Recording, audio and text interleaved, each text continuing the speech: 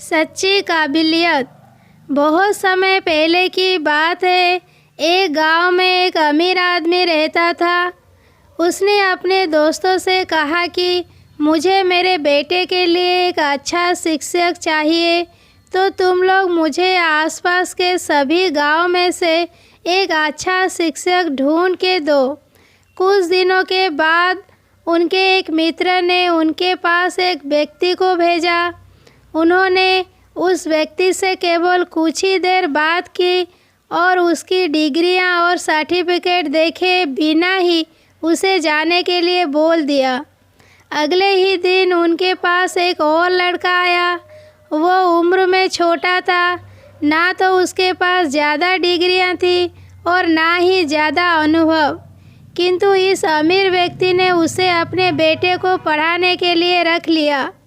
उसके दोस्त को जब यह बात पता चली तो गुस्से में अपने मित्र के घर आया और इसका कारण पूछा।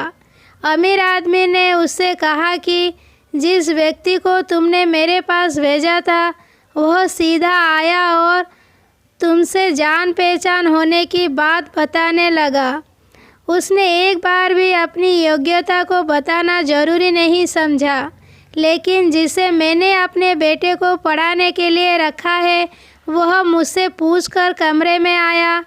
उसने मेरे से किसी प्रकार की कोई खुशामद या किसी भी प्रकार की सिफारिश नहीं की। उसे खुद पर विश्वास था कि उसे यह नौकरी मिल जाएगी। वह मेरे बेटे को अच्छे से पढ़ा पाएगा, इसीलिए मैंने उसे रख लिया।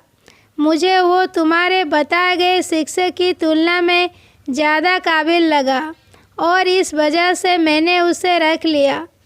हमें मेहनत करनी चाहिए और खुद पर भरोसा भी रखना चाहिए, क्योंकि आखिर में हमारी मेहनत ही हमें काम आती है, किसी की सिफारिश नहीं। मोरल: सिफारिश कुछ समय के लिए ही काम आती है और मेहनत हमेशा के लिए काम आती है।